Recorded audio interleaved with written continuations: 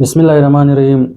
Today we are going to discuss gerund versus participle. अगर आप भी gerund और participle में फ़र्क नहीं कर सकते तो ये वीडियो आपके लिए सबसे पहले हमने समझना होगा कि gerund है क्या, फिर वन बाय वन एग्जांपल के थ्रू हम पढ़ेंगे, फिर बाद में participle को डिस्कस कर लेंगे।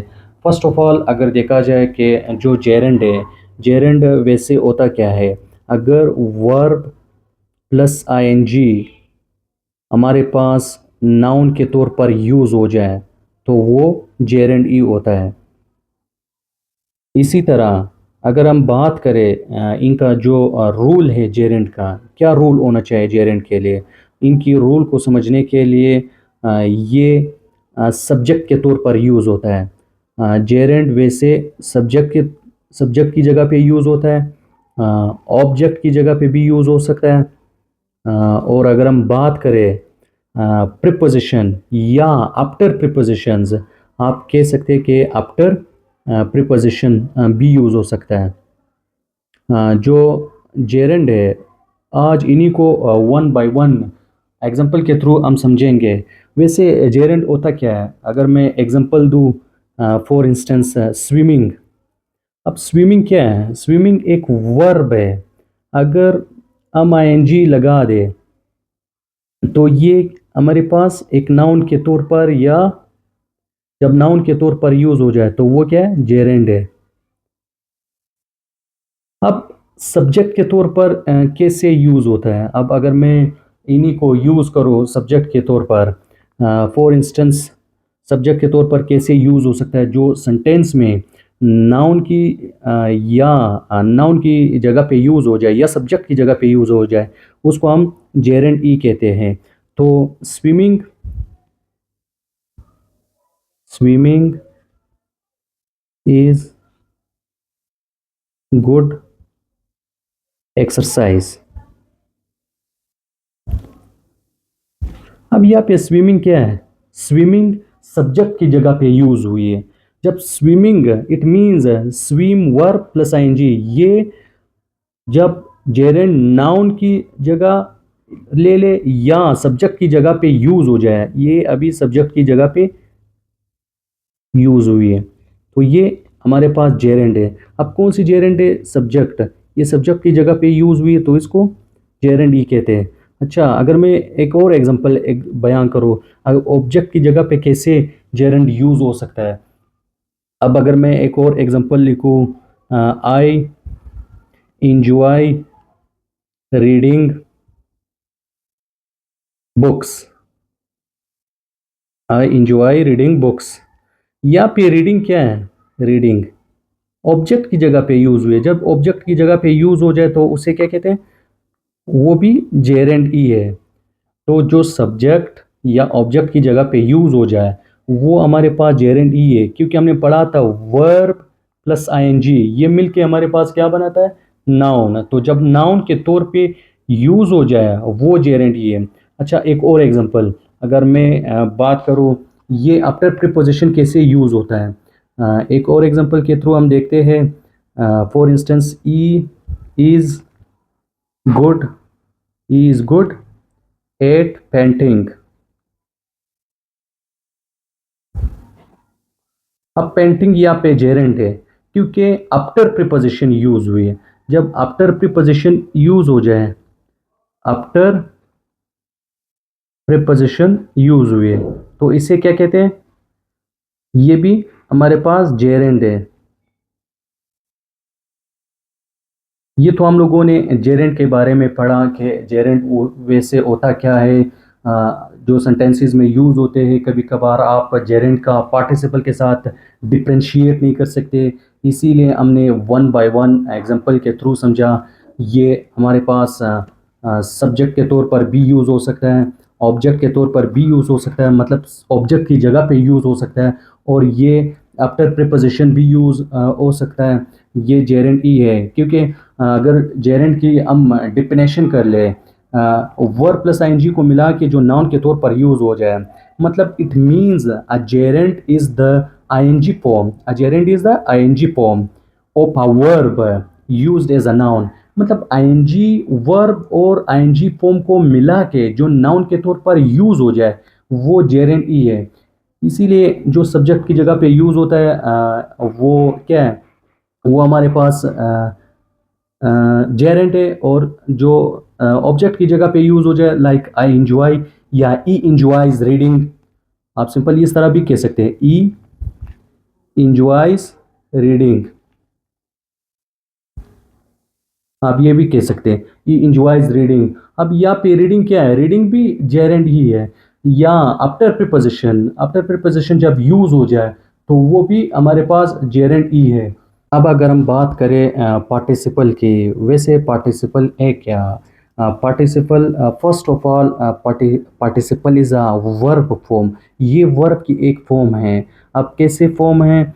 As used as a an adjective, ये एडजेक्टिव के तौर पर यूज़ होता है।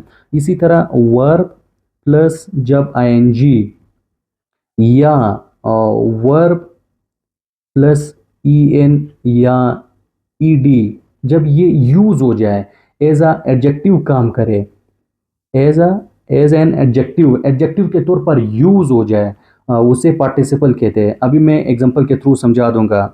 ये एज अ एडजेक्टिव एडजेक्टिव काम करता है। इट मीन्स नाउन को डिस्क्राइब करता है। अब सेंटेंस में या कोई भी नाउन आ जाए, जो नाउन को डिस्क्राइब करता है वो एडजेक्टिव होता है। अब जो एडजेक्टिव की जगह पे काम करे वो पार्टिसिपल है। अब है क्या वैसे, अगर हम इसको डिस्कस करें, इसकी टू टाइप्स हैं। अगर फर्स्ट ऑफ ऑल टाइप्स की बात करें, टू टाइप्स है। वन है present, present and second one is fast. अब प्रेजेंट पार्टिसिपल है क्या, और जो आईएनजी के तौर पर यूज होती है, ये प्रेजेंट पार्टिसिपल है। अब पास्ट पार्टिसिपल क्या है, वो ईडी या इरेगुलर वर्ब, इरेगुलर के तौर पर, वो भी समझा दूंगा कि किस तरह। अब अगर देखा जाए जो प्रेजेंट पार्टिसिपल है, अब प्रेजेंट पार्टिसिपल अगर मैं इसको बयान करो, प्रेजेंट में it means shows on going action, जिसमें कोई एक्शन मतलब काम हो रहा है। पार्टिसिपल में वैसे तो काम सेंटेंस में काम हो रहा होता है, लेकिन यहाँ पे प्रेजेंट में तो रिसेंटली जो काम हो रहा है, going on going action, on going on going action. इसमें वैसे पास्ट पार्टिसिपल है क्या, पास्ट पार्टिसिपल में वो ऑलरेडी एक्शन कंप्लीट होता है। इसमें क्या कह सकते हैं आप इसको, कंप्लीटेड एक्शन, मतलब एक्शन कंप्लीट हुआ होता है इसमें। पास्ट में ऑलरेडी एक्शन कंप्लीट हुआ होता है, लेकिन प्रेजेंट में ऑन गोइंग, एक मतलब इट मीन्स एक्शन हो रहा है। एक एग्जांपल के थ्रू समझेंगे प्रेजेंट पार्टिसिपल की। वो क्या है, अगर देखा जाए, crying the crying baby, the crying baby needs milk. अब यहाँ पे क्राइंग है, ये क्या है, ये पार्टिसिपल है, प्रेजेंट पार्टिसिपल है, क्योंकि इसमें एक्शन हो रहा है, इसी सेंटेंस में एक्शन हो रहा है। अब क्राइंग क्या है, यहाँ पे पार्टिसिपल है। कौन सी पार्टिसिपल है, वो आपको पता है, प्रेजेंट पार्टिसिपल है। इसी तरह अगर हम बात करें कि जो पास्ट पार्टिसिपल है, ये ऑलरेडी एक एक्शन को कंप्लीट दिखाता है कि एक एक्शन ऑलरेडी कंप्लीट हो चुका है। अब एक एग्जांपल के थ्रू पढ़ेंगे। वैसे है क्या, अगर एक एग्जांपल ले ले, द ब्रोकन, ब्रोकन यहाँ पे ई एन यूज हुआ है, broken window, the broken window was fixed. यहाँ पे ब्रोकन चाहे ई एन या ई डी पे ख़त्म हो जाए, वो क्या है, पास्ट पार्टिसिपल है। या इरेगुलर, इरेगुलर मीन्स मतलब गो वेंट गोन, इस तरह जो ये इरेगुलर वर्ब है, ये भी तो वैसे वर्ब है, लेकिन ब्रोक भी वर्ब है, लेकिन प्रो के साथ अगर en या ing इस तरह आ जाए, ये भी पार्टिसिपल है, लेकिन इसमें एक्शन हो रहा है, कोई काम हो रहा है, जिसमें कोई काम हो रहा है तो वो पार्टिसिपल है। अब the broken window was fixed है, जो इसमें भी एक्शन हो रहा है और इसमें भी एक्शन परफॉर्म हो रहा है, इसमें रिसेंटली हो रहा है और ये एक्शन ऑलरेडी परफॉर्म हो चुका है, मतलब इसमें ऑलरेडी एक्शन कंप्लीटेड हुआ है। जिसमें कंप्लीटेड हुआ है वो पास्ट पार्टिसिपल है। अब यहाँ पे ब्रोकन क्या है, ब्रोकन भी पार्टिसिपल है, पास्ट पार्टिसिपल है।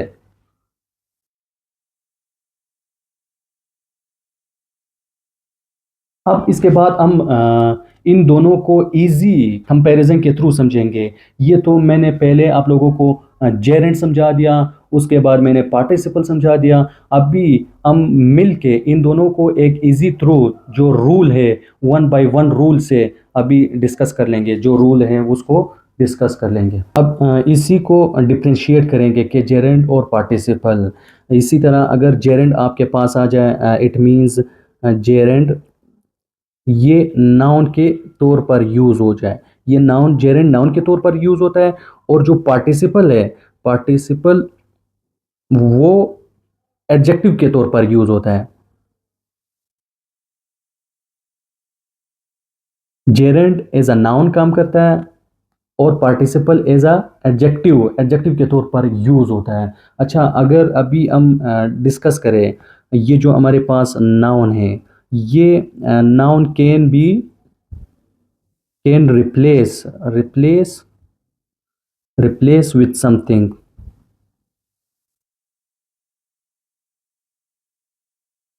अब जेरेंट एज अ नाउन के तौर पर यूज हो जाए, noun can replace with something, मतलब किसी भी चीज़ के साथ हम रिप्लेस कर सकते हैं। अब फॉर इंस्टेंस मैं अगर बात करूँ एग्जांपल के थ्रू, जो जिस तरह हमने पढ़ा था स्विमिंग, स्विमिंग है क्या वैसे, स्विमिंग वर्ब प्लस आईएनजी जब मिल के स्विमिंग इज फन।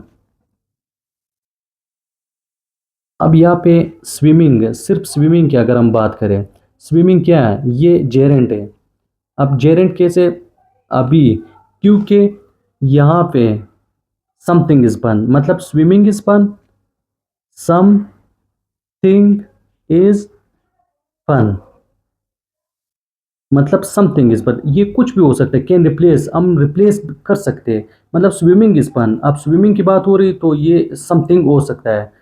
मतलब नाउन कुछ भी हो सकता है, नाउन समथिंग हो सकता है। इसी तरह जेरेंड में आप इजीली जो यूज़ कर सकते हैं, चाहे सब्जेक्ट की जगह पे हो, चाहे ऑब्जेक्ट की जगह पे, चाहे आफ्टर प्रीपोजिशन हो। इसी तरह अगर हम पार्टिसिपल को डिस्कस करें, पार्टिसिपल ये हम पार्टिसिपल अगर एडजेक्टिव के तौर पर काम करे या एडजेक्टिव की जगह पे यूज़ हो जाए तो वो, अच्छा अभी हम एडजेक्टिव को कैसे रिप्लेस कर सकते हैं, क्योंकि एडजेक्टिव डिस्क्राइब करता है, किस चीज़ को डिस्क्राइब करता है, ये हम लोगों ने पार्ट ऑफ स्पीच में भी पढ़ा था। एडजेक्टिव डिस्क्राइब करता है एक नाउन को, डिस्क्राइब अ नाउन। अच्छा, जब नाउन को डिस्क्राइब करता है तो फिर हम क्या करेंगे, इसी को एक एग्जांपल के थ्रू पढ़ेंगे कि अगर मैं कहूँ द स्माइलिंग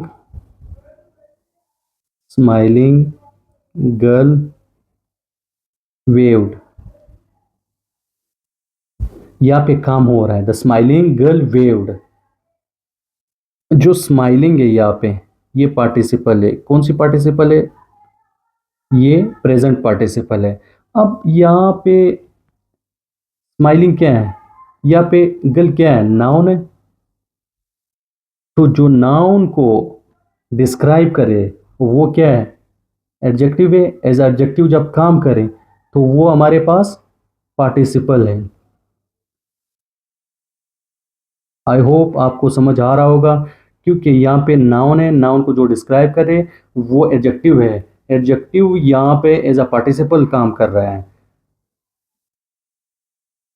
इस चीज़ को डिस्क्राइब कर रहा है, it describe a girl,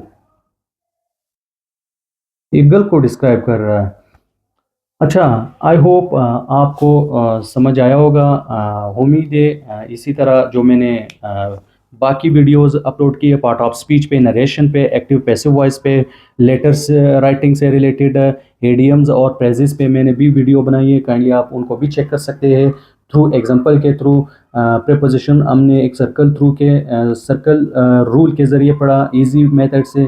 kindly आप हमारे चैनल पे बाकी वीडियोस को भी चेक कर सकते हैं। अगर आप हमारे चैनल पर नए हैं तो काइंडली चैनल को सब्सक्राइब करें और अपने दोस्तों के साथ शेयर करें, ताकि इसी तरह इंफॉर्मेटिव मालूमात जो एग्ज़ाम से रिलेटेड वो आप लोगों के साथ शेयर करता रहूँ।